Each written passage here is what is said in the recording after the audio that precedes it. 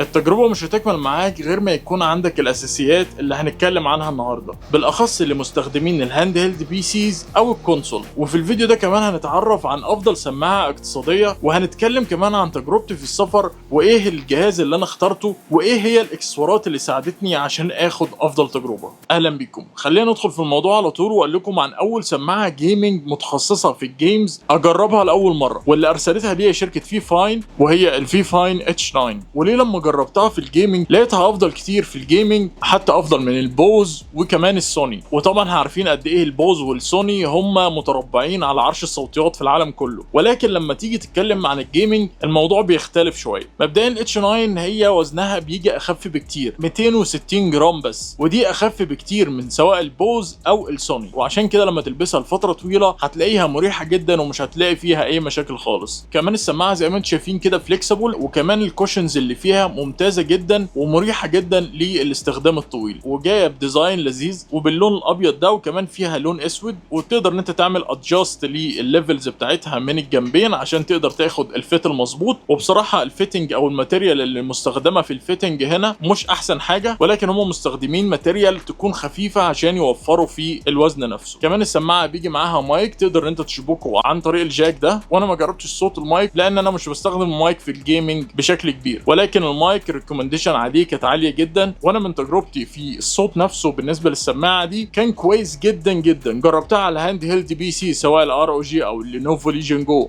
او حتى الستيم ديك او غيرهم، وكان صوتها ممتاز جدا ودايركت، وهي بتيجي بالواير ده اللي الكواليتي بتاعه فعلا ممتاز جدا، وعلى طول بيركب بالهيدفون جاك، فهي كده مناسبه جدا للهاند هيلد بي سيز عشان كل الهاند هيلد بي سيز موجود فيها الهيدفون جاك. ولكن السماعه كمان بيجي معاها اليو اس بي دونجل ده اللي تقدر انت تشبكه عن طريق اليو اس بي، وكمان هنا بتتحكم في الفوليومز اب اند داون. وكمان ميزه موجوده هنا حلوه قوي اللي هي ال 7.1 تشانل. ال 7.1 سراوند تشانل هي ميزه بتخليك تسمع الصوت بشكل سراوند او بشكل محيط عشان يديلك تجربه افضل. والميزه دي كمان تقدر تشغلها على الهاند هيلد بي سي عن طريق داك ستيشن زي ده من خلال اليو اس بي ده، بتوصله في الهاند هيلد بي سي نفسه عن طريق اليو اس بي سي، وتوصل الهيدفون جاك نفسه بتاع السماعه في الدونجل ده، وبعد كده بتشغل ال 7.1 سراوند. السويتش زي ما انتم شايفين كده بينور، وكده الفيتشر اشتغلت وتقدر ان انت تستخدمها. والفيتشر انا جربتها وفعلا هي عامله فرق في الصوت. في الجيمز اللي فيها شوتنج هتحس بالفرق فعلا، والفيتشر دي مش موجوده في السماعات التانيه. وكمان ما فيهاش مايك متخصص زي ده اللي هيكون طبعا الصوت فيه احسن واقرب من الصوت الموجود في السماعات التانيه. انا مش شايف ان في السماعه عيوب غير ان هو الماتيريال نفسها المستخدمه في الاجناب هنا رخيصه شويه، بس زي ما قلت السماعه دي اقتصاديه، والسماعه دي سعرها $38. تقدر تلاقيها على امازون وعلى علي اكسبريس وعلى الموقع الرئيسي بتاع في فاين، وانا هسيب لكم اللينك بتاعها في الديسكريبشن.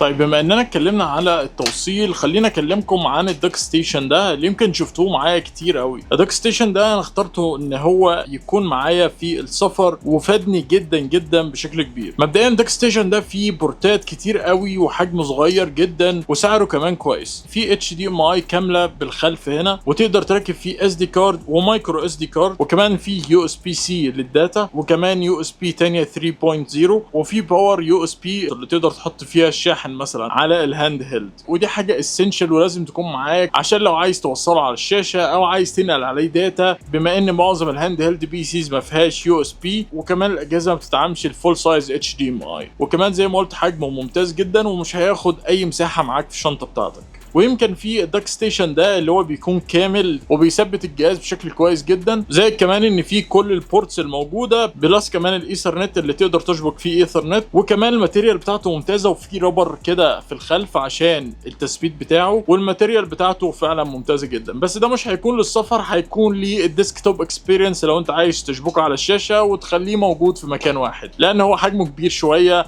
غير ده، فده هينفعك قوي في السفر، وده هينفعك قوي في الديسكتوب اكسبيرينس. وقبل ما اقول لك ايه هو الهاند هيلد بي سي اللي اخترته ما بين الهاند هيلد بي سيز الموجوده دي، خليني اكلمك تاني عن الانكر 737 باور بانك. الباور بانك ده فعلا لايف سيفر زي ما بيقولوا، او منقذ في وقت الازمات. الوقت اللي ما يكونش فيه عندك باور او انت مسافر، هيكون ده افضل حاجه تستخدمها مع الهاند هيلد ومع كل الاجهزه معاك، سواء كانت لابتوب او هاند هيلد بي سي، لان الجهاز ده بيدعم 140 واط، ممكن تشحن بيها الموبايل بتاعك واللابتوب، وكمان كمان السماعه بتاعتك او اي جهاز تاني. الباور بانك ده فعلا ساعدني جدا في السفر، وكنت مطمن طول الوقت بان الجهاز بتاعي مش هيفصل وهيكون معايا الباور الكافي لحد ما اوصل. كان السفر بتاعي اكتر من 5 ساعات، وسواء على الطياره او في العربيه كنت بشحن بيه الهاند هيلد بتاعي والاجهزه بتاعتي كلها، وفي اخر يوم بشحنه ومش بياخد وقت كبير لان هو كمان نفسه بيشحن ب 140 واط. بالاخص كمان لو انت استخدمت السلك بتاعه واستخدمت حاجه زي كده عشان تقدر تديلك الباور الكافي، او حتى الشاحن بتاع اي هاند هيلد بي سي يقدر يشحنه برضه لانه بيدعم 65 واط.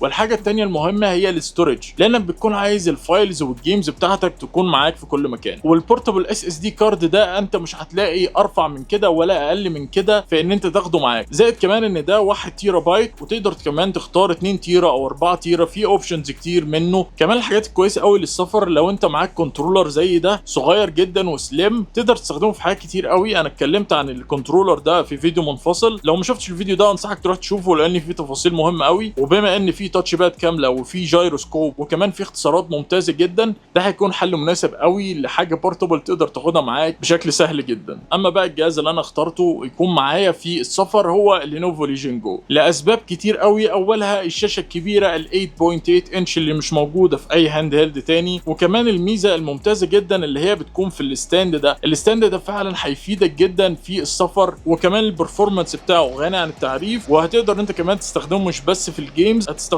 في ان انت تشوف الكونتنت على اليوتيوب، او ان انت تشوف الافلام بتاعتك، او حتى ان انت تقرا عليه لانه بتحول لتابلت زي ما احنا عارفين.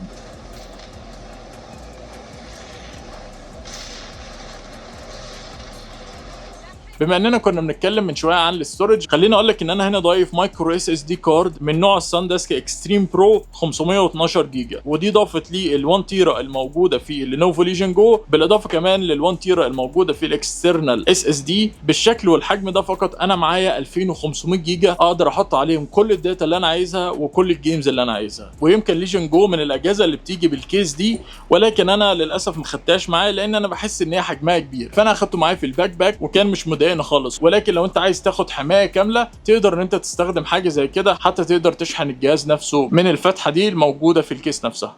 كل الاكسسوارات دي كانت فعلا مهمه جدا في السفر، ومهم جدا في العموم ان هي تكون معاك او بديل ليها يكون مناسب ليك. بالمناسبه كمان في السفر وفي الطياره بالذات انا بشوف السوني 1000 او البوز هي افضل حاجه، لان هي بتدي لك نويز كانسليشن، والسماعات اللي زي الفي فاين مفيش فيها نويز كانسليشن. خلينا اعرف في الكومنتس كده ايه اكتر اكسسوري مهم بالنسبه لك، وهل فعلا انت شايف ان الحاجات دي مهم تكون عندك ولا لا. ولو عجبك الفيديو اعمل لايك وشير مع حد ممكن يستفيد بالفيديو ده. شكرا جدا على المتابعه، واشوفكم في فيديو جديد.